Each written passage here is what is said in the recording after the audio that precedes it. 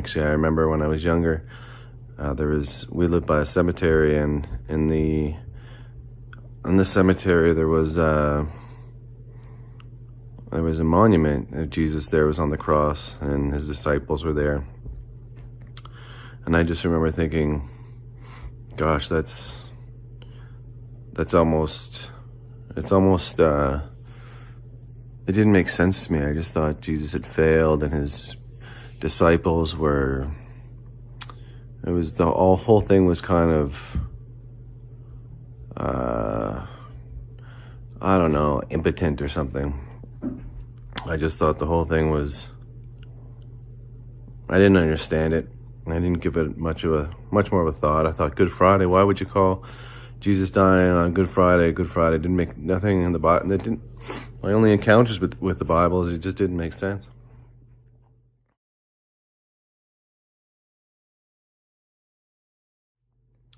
So when I was 16, started back then. First of all, I didn't grow up in a Christian household at all. We did go to church on Christmas, but that was it. I did believe in God when I was younger. Like, I used to watch the movies when they would come on, like the Moses movies and those other ones, and I always kind of believed in God. My mom actually had wrote down a prayer, the Lord's Prayer. I used to pray before bed and stuff like that, but no real understanding of the faith or what Jesus did on the cross and what that meant. Actually, I remember when I was younger, we lived by a cemetery, and in the cemetery there was a monument of Jesus. There was on the cross, and his disciples were there. And I just remember thinking, gosh, it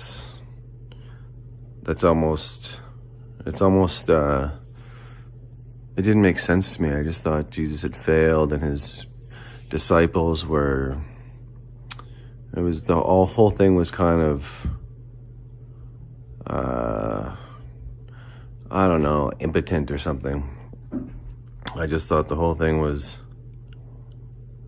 I didn't understand it. I didn't give it much more of a thought. I thought, Good Friday. Why would you call Jesus dying on Good Friday? Good Friday didn't make nothing in the Bible. My only encounters with the Bible is it just didn't make sense. So, and I end up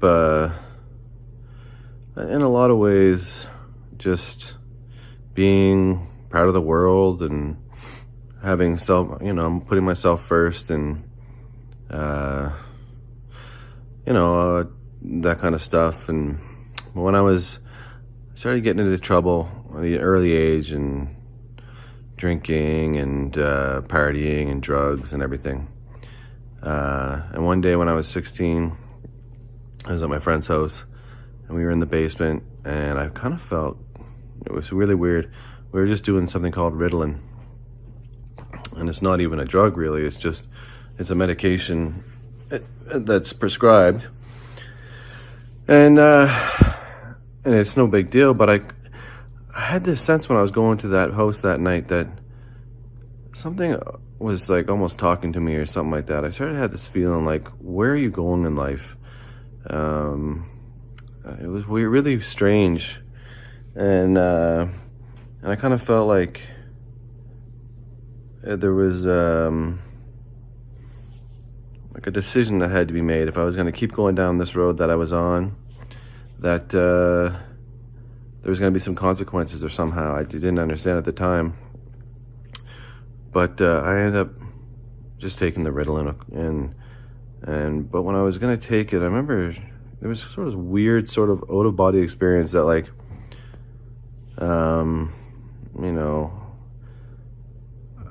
it was just strange. Anyway, I took it. I went back into the room, and there was about 10 of us in this bedroom in my buddy's basement. And I just saw, you guys might not, I can't really explain this in a way that anyone really understand, because I wouldn't be able to understand unless I experienced it. And that was, my spirit left my body. My soul left my body. I think what happened on retrospect is I was going down a road that maybe God had a purpose for my life, and the road that I was going down, I wasn't gonna fulfill that purpose. And so I literally saw it as like a thing like go out the window in this basement. And I remember looking at my friends in this room.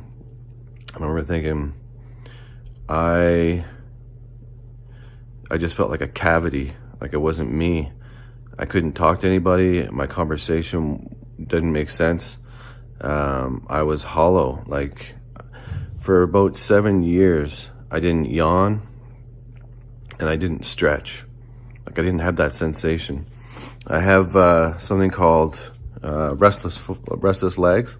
So when I sit down and I kind of shake my leg a little bit, or when I'm going to bed, I kick my legs in the bed, and you know, there's kind of the essence of who you are completely stopped. I didn't experience any of that again, and I went into a complete depression and a shell. Like honest to God, like I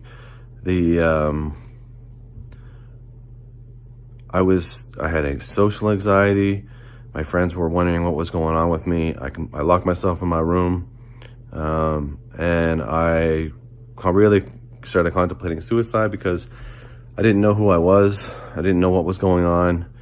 All I knew is that I was this person who was a really popular guy in school to this person who was completely bankrupt of any kind of personality, or it was like a switch went off and I wasn't the same anymore. And I thought maybe if I just banged my head hard enough on the wall or something like that, maybe it would trigger it to come back or something. I didn't understand what was going on with me. And so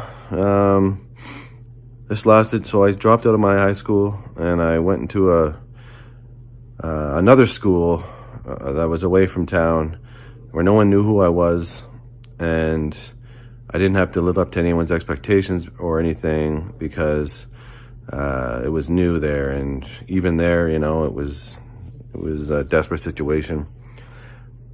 Then I saw my brother, when I was home one day, I saw my brother reading the Bible, going up the stairs, and I looked over at my twin brother, and he was reading the Bible, and I said, geez, that's cool, you know, and that was just my initial reaction. I said, hey, that's cool. I'm wondering, you know, maybe I should look into reading the Bible, find out what's in there. Maybe there's some clues or something. Maybe I can figure out what's going on. And so I did. I read the Bible for a bit and started checking out other religions, other faiths. I thought, man, maybe there is a God and maybe he can help me out. And so I checked them all out, but I ended up just in searching, I ended up kind of how I felt convicted is that the church and that Jesus was the way. So I ended up going to this church, and I moved with my twin brother. We moved, I was about 20 years old, moved to Alberta. We grew up in Nova Scotia. Anyway, we moved to Alberta, and we went out there for work. And I basically just followed him because, you know, like I said, I was in this crazy state. You know, I was taking antidepressants and seeing psychologists, not really getting any help. But so we went, and I ended up going to church there. I was looking for a church at the time, and I found this church, and there was this youth pastor called Brian David, and he was just this guy with a big heart for people. He was an ex-boxer or police chaplain or something, but he would stay up with me till 2 a.m. I'd come over to his house, and he'd just talk about God, and I had lots of questions. And so I kind of think if he hadn't have been there, I don't know if I would have been in the place where I am today. And you know, so just a testament to how a person can make a big impact on you. And I remember going to that church, and I said, Jeff, my twin brother, I said, Jeff, you got to come to church, and so you got to check this out. And so he came with me, and we both ended up getting saved through the process. I remember walking out of the church. I remember walking out of the church when I first started going. I remember looking out. I was in the parking lot. I was looking out. I sat in the back of the church, and I would just listen to the pastor, who I felt had a really big heart for God. I was looking for someone who was authentic. His name was Paul Ort, and when I walked out of that church, and I remember thinking to myself, I can go back in there and ask for help. I can open up to the church. I can open up to this youth pastor, or I was looking out and I could see the cars driving by me. I just thought to myself, hey buddy, I'm just making a video. So I thought to myself, remember, there's just nothing for me in this world. There's nothing's gonna help me.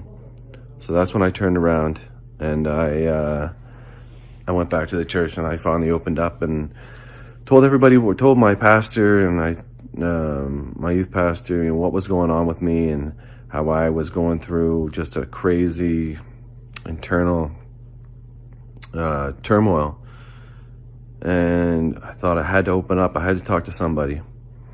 And so I ended up completely changed.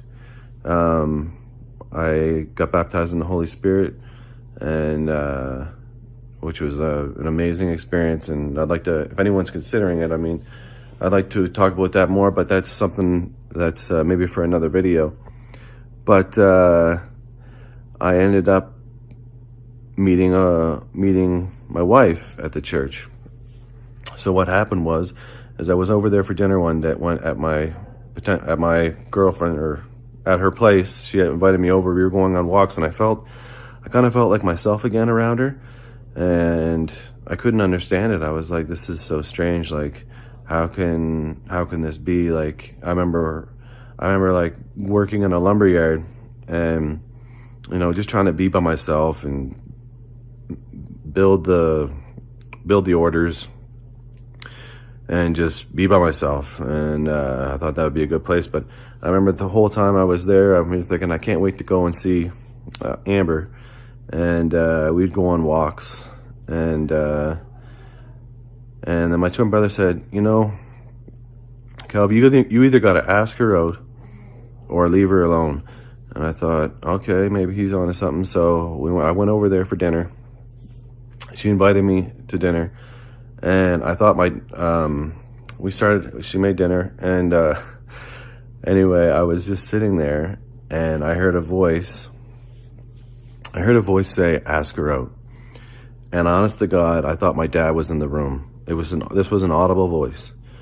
This wasn't just like inkling of something, but the voice said, ask her out.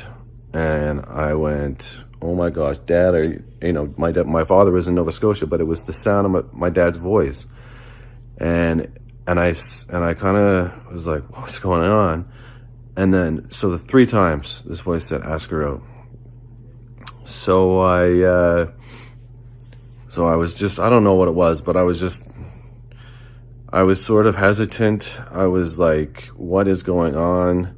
I was thinking to myself, how can I do this to somebody? I felt like, how can I ask somebody out? Or when I was feeling the way I was, like depression was so overrun, I just thought I wouldn't want to do that to anybody. And so all of a sudden, it was a blue sky. All of a sudden, a storm came, and there was hail and everything else. So I said, I thought to myself, man, this is a sign. Like, I got to ask her out. Like, this is God getting angry at me. So I did. I said, I sat her on the couch. I said, Amber, what do you think about me and you starting a relationship?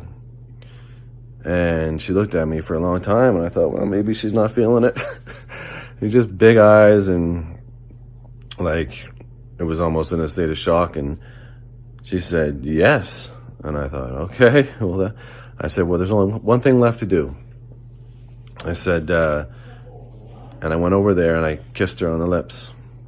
And when I kissed her, whatever happened to me when I was 16 came back.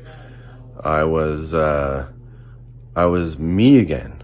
Like, even like if you think about Beauty and the Beast or something like that, when he turns into a beast and then he turns back to human, that's what it was like. I was human again. I was me again. And I had given up hope that I would ever be the sound mind. I had totally given up hope.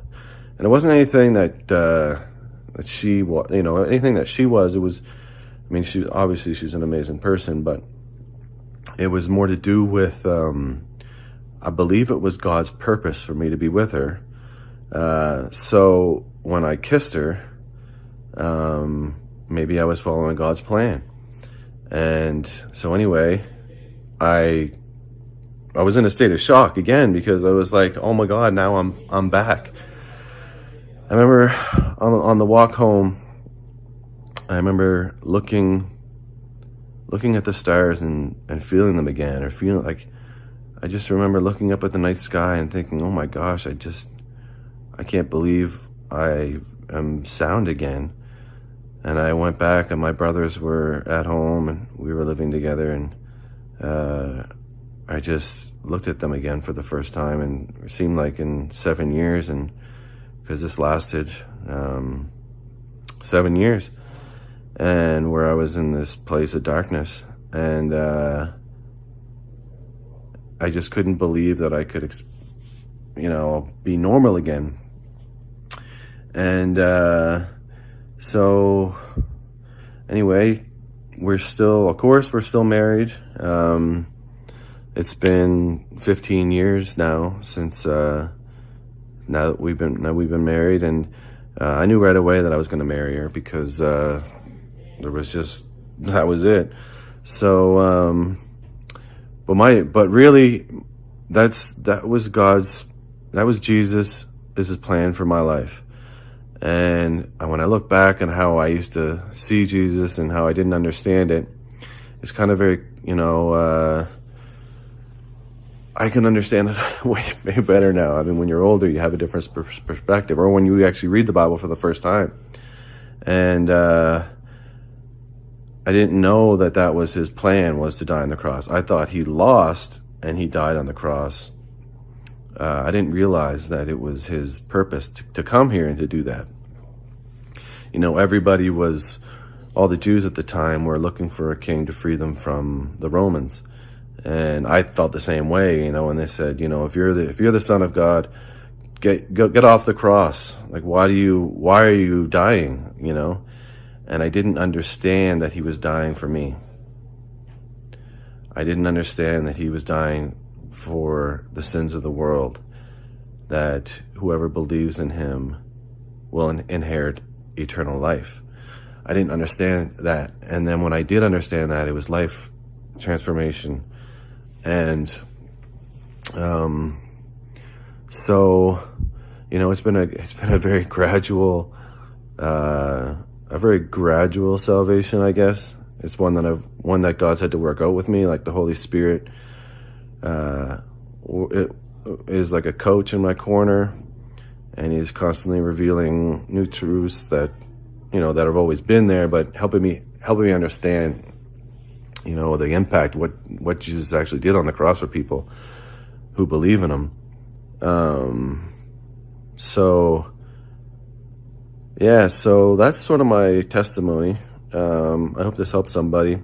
If you're going through depression or anxiety, mine was a different experience, where I did have all those things. I had mental illness and everything, but it was very sudden. It happened very sudden, and then it came back very sudden. Like, the healing was really sudden. Although I still do struggle with that sometimes. I still have mental illness, but at least I have a tool to fight it, and Jesus helps me fight it. But before, I couldn't. I was helpless. But I feel like my spirit is back, my soul is back, and that Jesus works out salvation through me. And I'm just human. I make mistakes sometimes, and but I know that God is real, and I've told certain people in my family about this. I haven't told anybody, like everybody, because there was a time where they just got tired of hearing like me trying to witness to them, and so I just thought I'd share it with somebody out there. Maybe someone wants to hear like maybe a redemption story of God will help you. He will help you, and he can get you out of any situation. It's just Jesus, surrendering to Jesus, and having him be like a brother in your life, a friend, and like obviously I'm living proof that this can happen, that it still happens today. Like, this isn't a religion that's dead. This isn't it's very real. Like, it's very, it's happening right now. And Jesus is still alive. He's in spirit. He's still ministering to people like he did when he was here in body. He's just through the spirit, he works through other people. And he's working through me right now. So if anyone's struggling with something, like I say, I would just say, pray that God delivers you, and Jesus would heal you, because and then stick to it. Like, if you're committed to it, he will be committed to you. So anyway, that's my testimony, and yeah, I just thought I'd share. Hope that encourages somebody. It's good for me to voice it out too, to hear it, because it's good when we share a testimony. So thank you, and see you next time.